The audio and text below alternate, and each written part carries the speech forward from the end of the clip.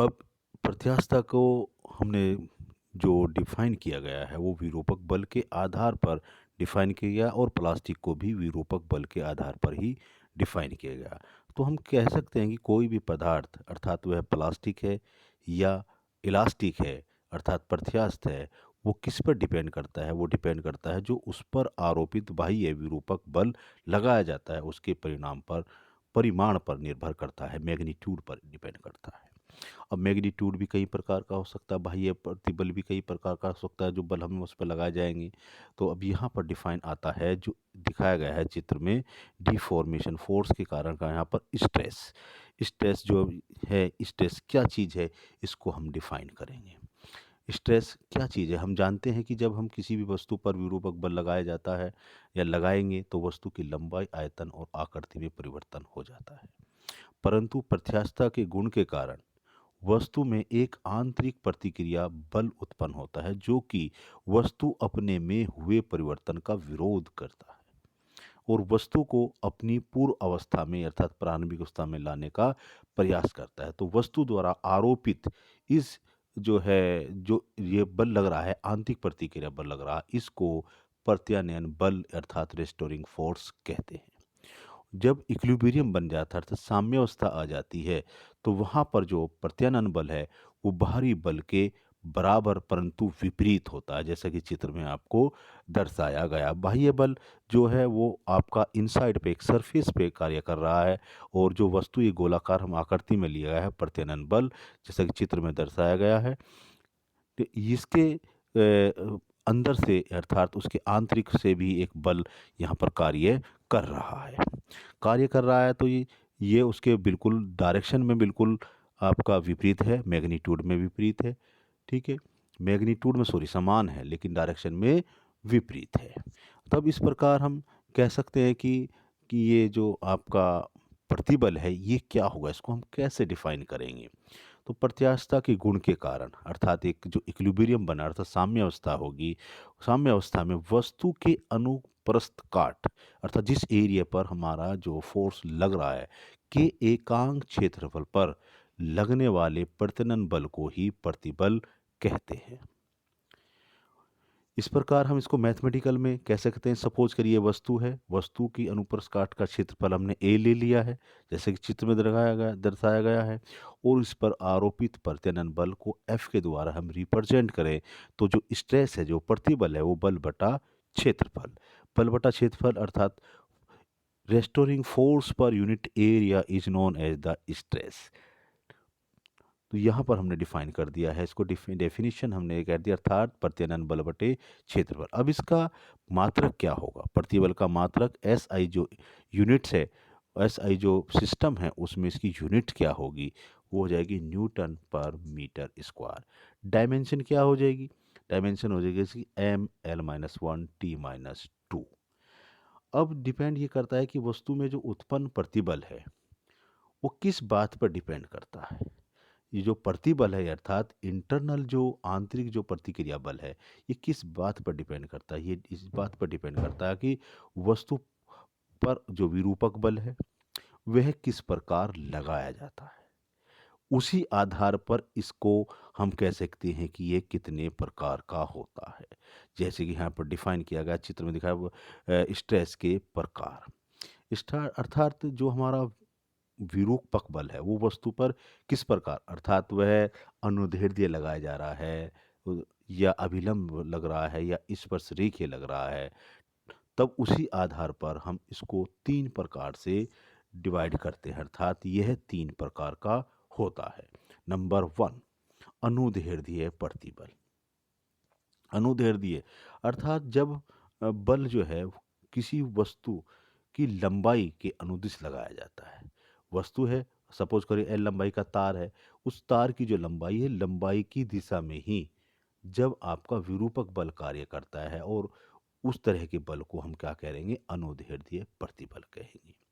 यदि यह बल वस्तु के पृष्ठ के लंबवत लगाया जाता है परपेंडिकुलर टू द सरफेस, तब इस प्रकार के प्रतिबल को अभिलंब अर्थात नॉर्मल स्ट्रेस कहते हैं। लेकिन जब यह वस्तु की अनुप्रस्थ काट कि स्पर्श रेखीय लगाया जाता है, टेंजेंशियल लगाया जाता है, ठीक है? तब इसका जो विपरीत फलक होता है, एक विपरीत फलक स्थिर रखा जाता है, लेकिन जो स्वतंत्र होता है उस फलक पर ये कार्य किया जाता है। तब इस तरह का जो प्रतिबल होगा वो स्पर्श रेखीय प्रतिबल कहलाता है। स्पर्श रेखीय प्रतिबल कहलाता है। इसके बाद जब प्रतिबल लगा तो वस्तु में 3 प्रकार का प्रतिबल हो गया, अनुदैर्ध्य, अभिलंब और स्पर्श रेखीय प्रतिबल। जब ये प्रतिबल लगेंगे तो वस्तु के रूप, आकार में भी परिवर्तन करेगा। तो इनके आधार पर था, जैसे लंबाई हो गया, आयतन हो गया और आकृति हो गया, इस तरह से ये परिवर्तन करेगा। तो जब ये परिवर्तन करेगा तो इसी के आधार पर वस्तु में हम कह सकते हैं कि कुछ कमी आ गई, या उसकी लंबाई में वृद्धि होगी, आयतन में कमी आ गई, आकार में परिवर्तन आ गया। अर्थात हम कह सकते हैं कि वस्तु में कुछ विकृति आ गई, अर्थात वस्तु विकृत अवस्था में कही जा सकती है। और ये भी डिपेंड करेगा कि वह वस्तु में किस तरह की विकृति आई, लंबाई में आई, आयतन में आई या उसकी आकृति में आई। उसी के आधार पर आरोपित प्रतिबल के आधार पर ही ये विकृति को भी डिफाइन किया जा सकता है। तो फर्स्ट ऑफ ऑल हम डिस्कस करेंगे कि ये जो विकृति है ये क्या होगी, ये किस प्रकार की होती है। तो वस्तु में जो यह परिवर्तन होता है बाह्य विरूपक बल के कारण, यह उसके प्रारंभिक आकार के अनुक्रमानुपाती होता है। पर जितना भी आकार होगा उसमें जितना फोर्स लगाया जाएगा उसी के चेंज में होगा। तो हम ये कह सकते हैं कि हम तुलना करेंगे कि उसका वस्तु का पहले बल लगाने से पहले उसका क्या आकार था, उसके बाद में क्या उसमें परिवर्तन हुआ जब उस पर बाह्य बल लगाएगा। तो यहाँ पर जो डिफाइन होगी, डेफिनेशन होगी, वो इस प्रकार हम कह सकते हैं कि किसी वस्तु के आकार में होने वाले भिन्नात्मक परिवर्तन को विकृति कहते हैं। अर्थात the fraction change in shape and size of a body is known as the strain. चूंकि स्ट्रेन एक ही राशि का अनुपात है, जैसे कि हमने यहाँ लंबाई का जिक्र किया, अर्थात विकृति बराबर आप क्या हो जाएगा, लंबाई में परिवर्तन बटे प्रारंभिक लंबाई। अब यहाँ पर डिस्कस ये कर सकते हैं कि ये कितने प्रकार की हो सकती है। चूंकि प्रतिबल 3 प्रकार के हैं तो उनके संगत जो विकृतियाँ भी 3 प्रकार की होंगी। इनको हमने कैसे डिफाइन करा, इसको डिफाइन कर सकते हैं जैसे अनुदैर्ध्य प्रतिबल था तो उसी के संगत जो होगी अनुदैर्ध्य विकृति, अर्थात लोंगिट्यूडनल स्ट्रेन। उसी प्रकार सेकंड को हमने आपने लिया नॉर्मल स्ट्रेस लिया था, अभिलंब प्रतिबल, तो उसके संगत में हम क्या आ जाएगी, उसके कारण कौन सी विकृति उत्पन्न हो जाएगी, वो हो जाएगी आयतन विकृति अर्थात वॉल्यूम स्ट्रेन। और तीसरी स्पर्श रेखीय, अर्थात जो हमने स्पर्श रेखीय प्रतिबल लगाया था उसके कारण हो जाएगी अपरूपण विकृति। तो यहाँ पर फर्स्ट ऑफ ऑल हम डिस्कस करेंगे कि उसको डिफाइन करेंगे कैसे होगी, क्या होती है ये विकृतियाँ, किस प्रकार होगी। तो पहले लेते हैं हम अनुदैर्ध्य विकृति। अनुदैर्ध्य विकृति, जैसे कि हम जानते हैं कि अनुदैर्ध्य विकृति किसके कारण उत्पन्न होती है, वो होती है आपके अनुदैर्ध्य प्रतिबल के कारण।